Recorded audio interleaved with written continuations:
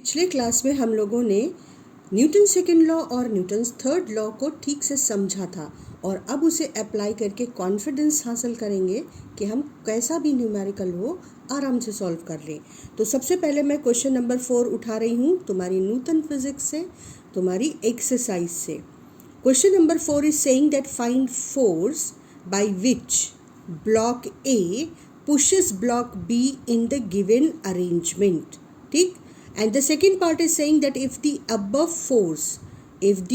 force is applied on B, then find the force exerted by B on A. तो अब देखो ध्यान से कि इसको कैसे सॉल्व करेंगे। इस सिचुएशन को हम दो तरह से देख सकते हैं। ठीक है, देखो 5 न्यूटन के फोर्स ने जब इन दोनों ब्लॉक्स पर फोर्स लगाया, मतलब ब्लॉक ए पर फोर्स लगाया, तो ब्लॉक ए आगे बढ़ेगा और क्योंकि वो बी के कांटेक्ट में रखा है तो बी भी साथ में आगे बढ़ेगा। ये जो सरफेस है ये स्मूथ है, इसलिए फ्रिक्शन का कोई प्रॉब्लम नहीं है। तो अब हम कह सकते हैं कि 5 न्यूटन 20 प्लस 30 kg मास को 5 न्यूटन एक्सेलरेट कर रहा है। तो Newton's law says that force is equal to mass into acceleration. So 5 newton is equal to 30 into acceleration. So acceleration is equal to 5 upon 30 और 1/6 मीटर पर सेकेंड स्क्वायर।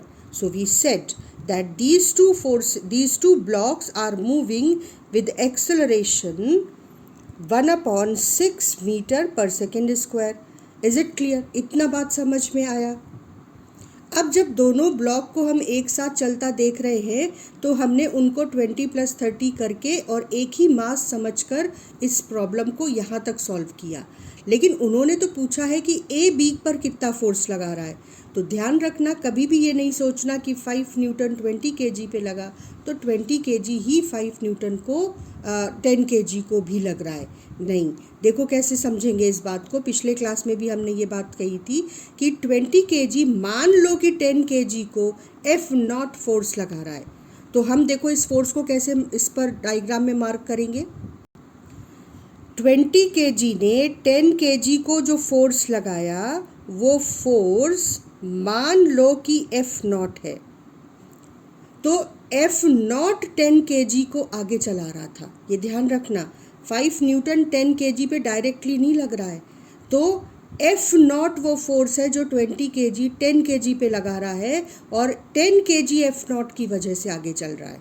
लेकिन Newton's third law कहता है कि 20 kg अगर 10 kg को force लगाएगा तो 10 kg पलटकर 20 को इक्वल फोर्स से भी पुश करेगा। तो 20 kg को 10 kg ने वापस जो बैक रिएक्ट किया वो F0 ही था, लेकिन इसकी उल्टी डायरेक्शन में। तो अब हम इन दोनों ब्लॉक्स को एक साथ नहीं देख रहे ना, अलग अलग देख रहे हैं, अलग अलग एनालाइज कर रहे हैं। तो 10 kg पर कितना फोर्स लग रहा है? सिर्फ एक, F0। और 20 kg पे कितने फोर्सेस लग रहे हैं? 2।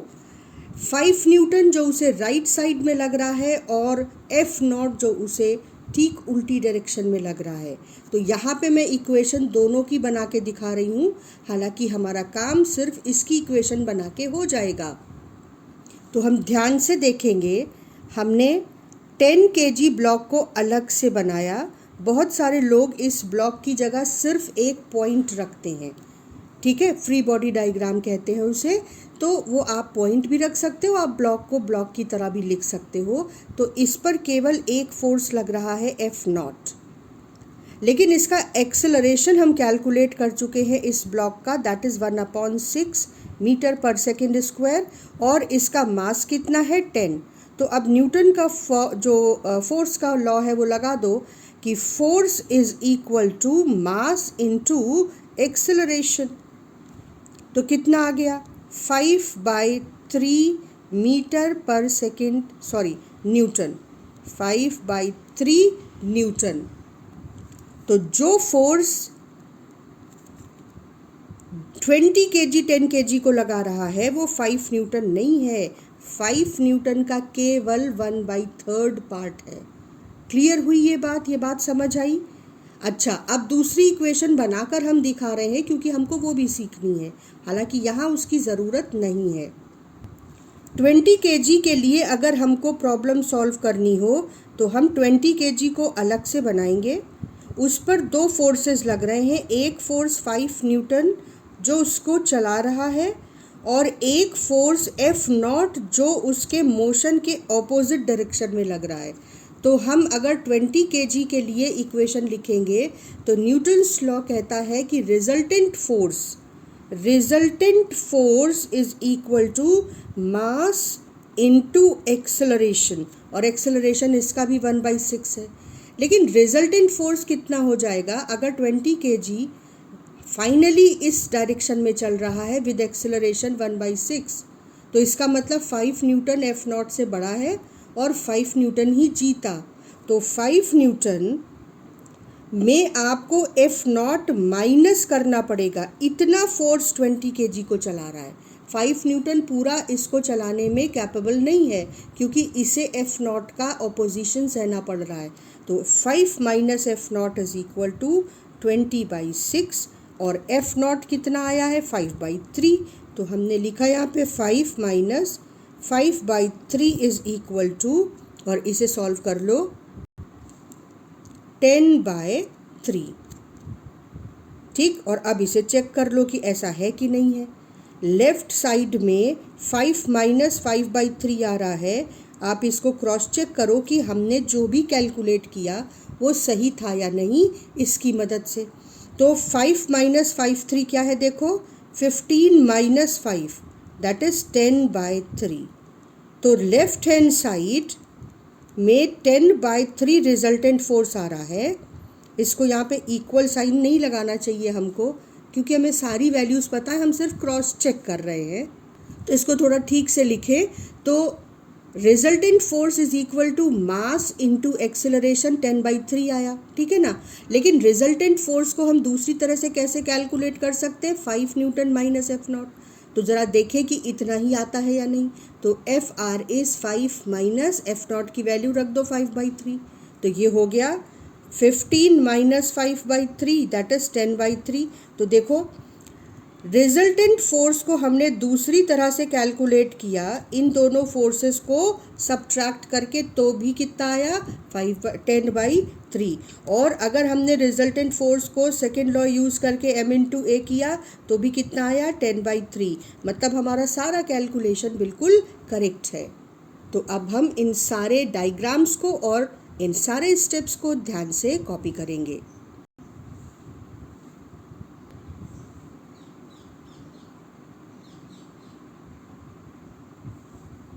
और अब इस क्वेश्चन को हम दूसरी तरीके से सॉल्व करेंगे क्योंकि हमको ये पूरा प्रोसेस समझना है।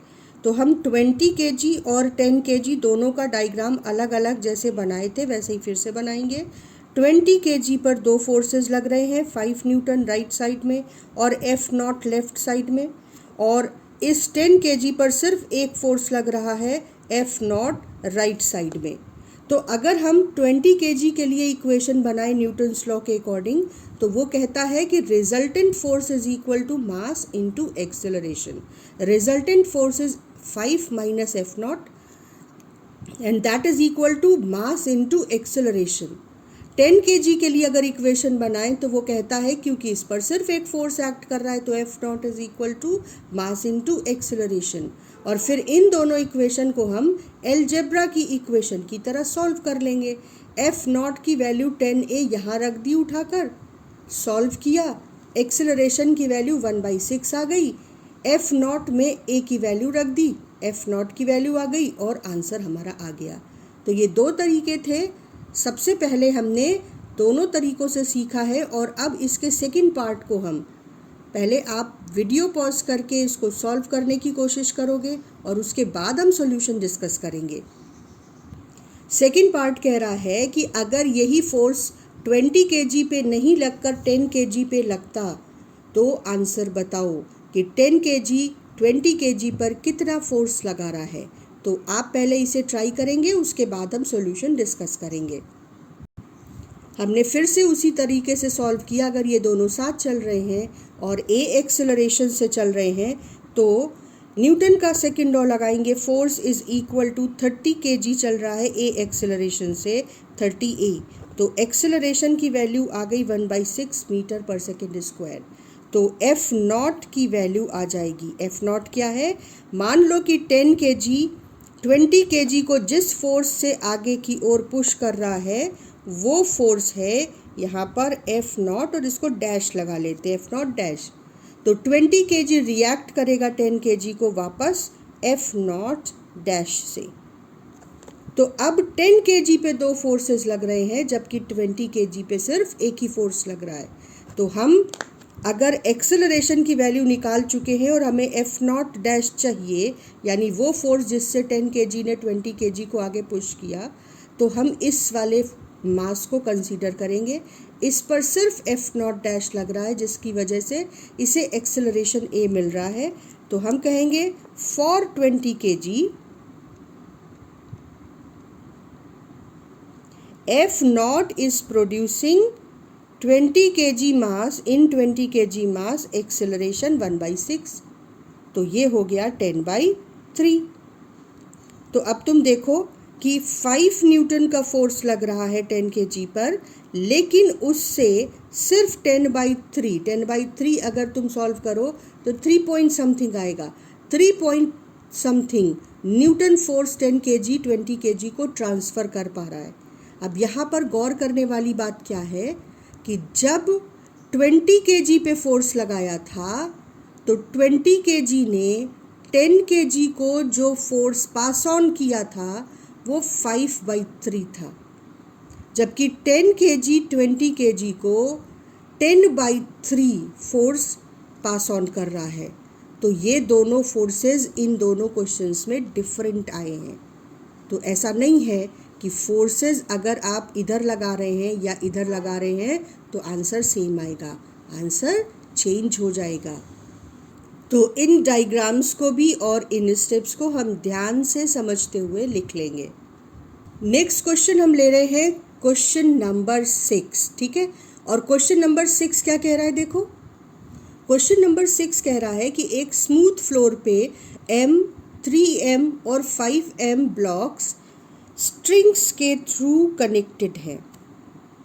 तो हम लगातार ब्लॉक्स वाले प्रॉब्लम्स को सॉल्व करना सीख रहे हैं और इस स्ट्रिंग का नाम P रखा हुआ है और इस स्ट्रिंग का नाम Q रखा हुआ है, ठीक।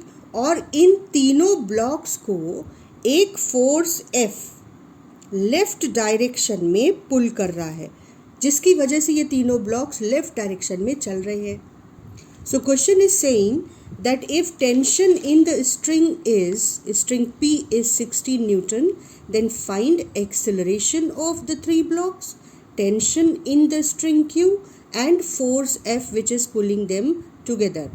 तो अब इन तीनों को समझने के लिए इनके बीच के फोर्सेस का जो रिश्ता है वो समझना बहुत इम्पॉर्टेंट है। वहाँ पर हम बहुत समय तक कंफ्यूज रहते हैं तो इक्वेशन नहीं बनती है। Now situation is like this. This is mass m, this is 3m and this is 5m, and a force is pulling it in this direction and they are moving together, right? Now what we need to know, जब हम इस पर force लगाएंगे तो ये आगे बढ़ना चाहेगा, तो ये जब आगे बढ़ेगा तो ये इस स्ट्रिंग के थ्रू 3m पर फोर्स लगाएगा, और क्योंकि स्ट्रिंग का फोर्स टेंशन फोर्स होता है तो 3m पर एक टेंशन फोर्स लगेगा इन द डायरेक्शन ऑफ मोशन। तो वो फोर्स कैसा दिखेगा, वो फोर्स 3m एक्सपीरियंस करेगा इन द डायरेक्शन ऑफ मोशन, और वो फोर्स का जो वेक्टर होगा उसका टेल 3m पर होगा और हेड डायरेक्शन ऑफ मोशन में होगा। 3m एक्सपीरियंस कर रहा है, इसको ध्यान रखना। तो अब बड़ी सिंपल सी बात है बेटा, m ने आगे बढ़ने के लिए स्ट्रिंग को खींचा, स्ट्रिंग ने 3m को आगे खींचा, तो 3m स्ट्रिंग को पीछे खींचेगा।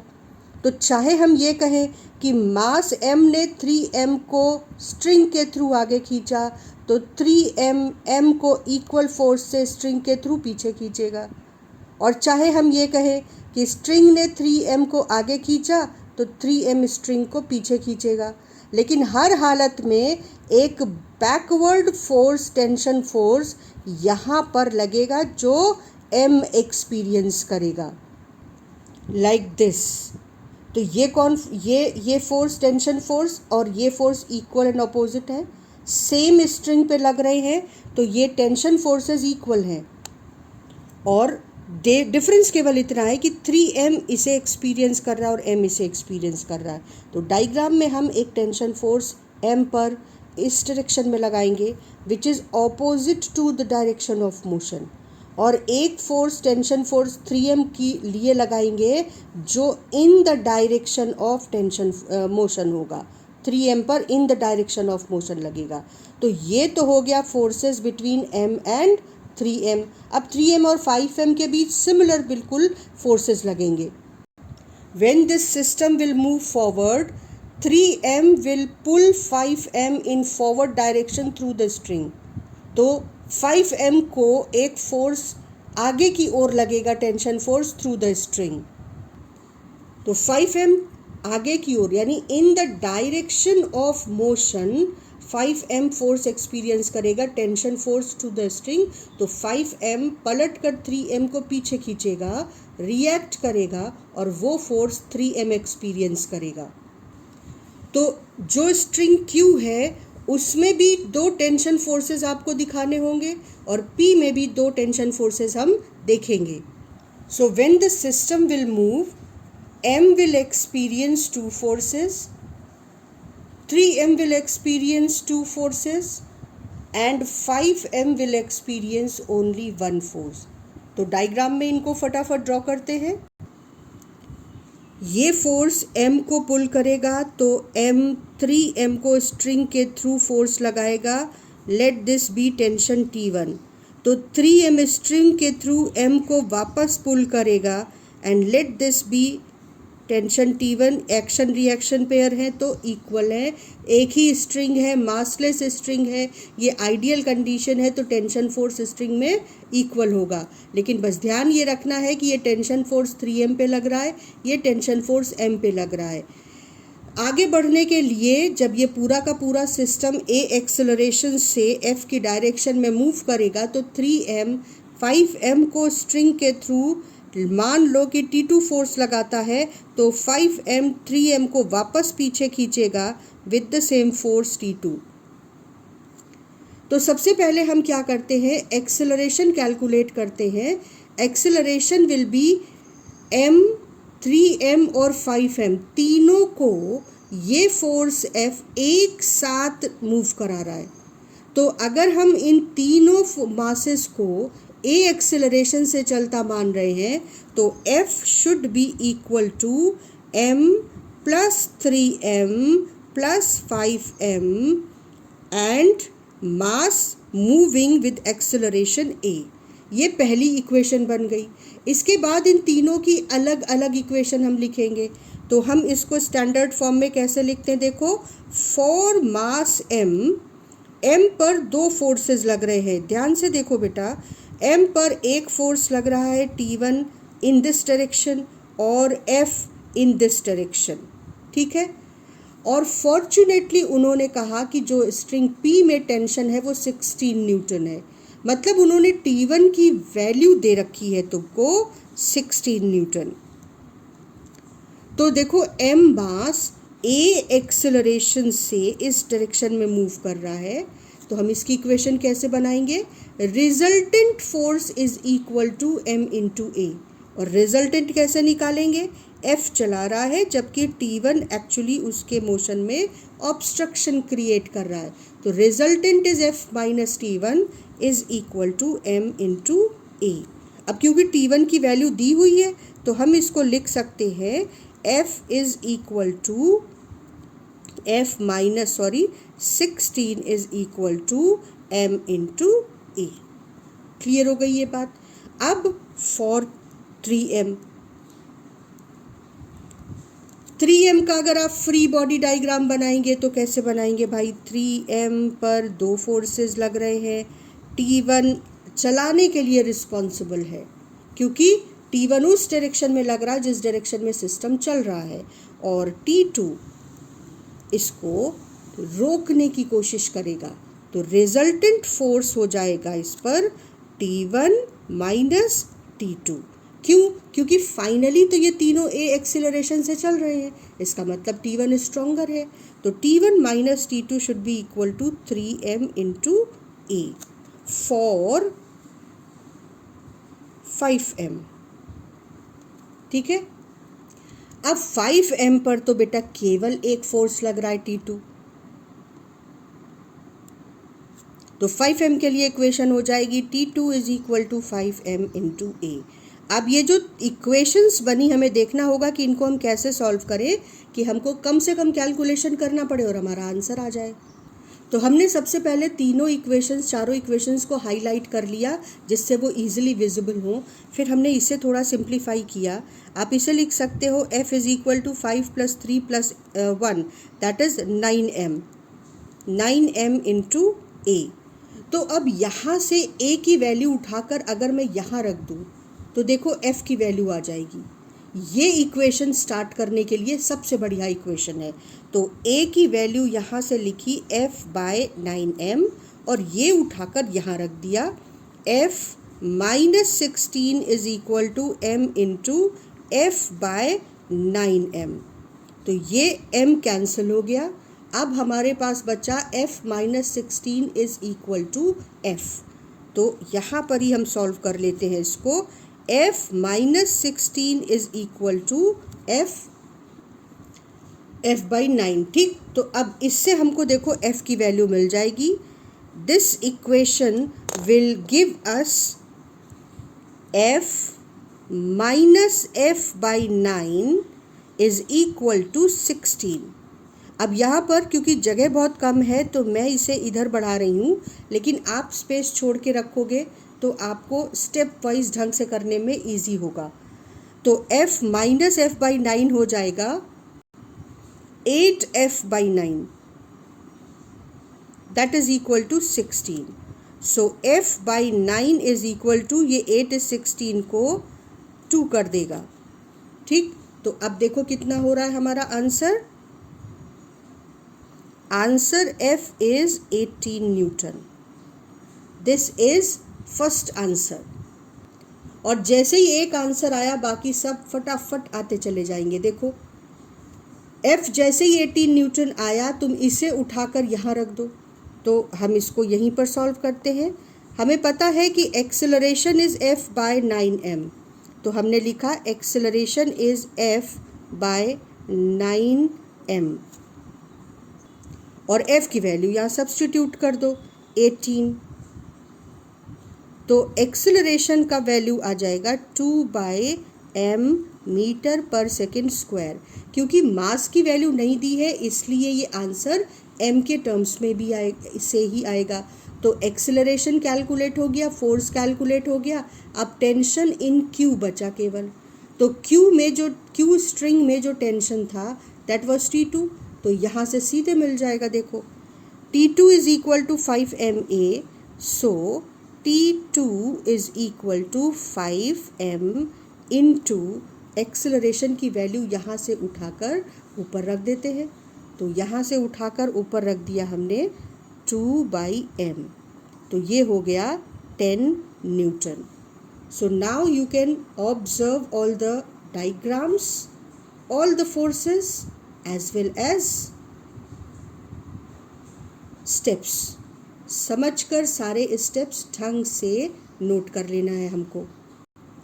तो अब स्टेप बाय स्टेप हम डिफ़िकल्टी लेवल को बढ़ाएंगे और धीरे धीरे न्यूटन्स लॉज ऑफ मोशन में जो मैकेनिकल सिस्टम्स हैं, आज हमने सिर्फ ब्लॉक्स के कॉम्बिनेशन की बात की और उसमें सारे फोर्सेस हॉरिजॉन्टल लग रहे थे, या तो इन द डायरेक्शन ऑफ मोशन या ऑपोजिट टू मोशन। लेकिन अगर फोर्सेस किसी एंगल पर लगे या पुली का भी यूज़ हो जाए उस सिस्टम में, ब्लॉक है, स्ट्रिंग है और पुली के थ्रू वो पास हो रही है स्ट्रिंग, तो उन क्वेश्चंस को भी करने का तरीका नेक्स्ट क्लास में सीखेंगे और डिफ़िकल्टी लेवल को धीरे धीरे स्टेप बाय स्टेप बढ़ाएंगे।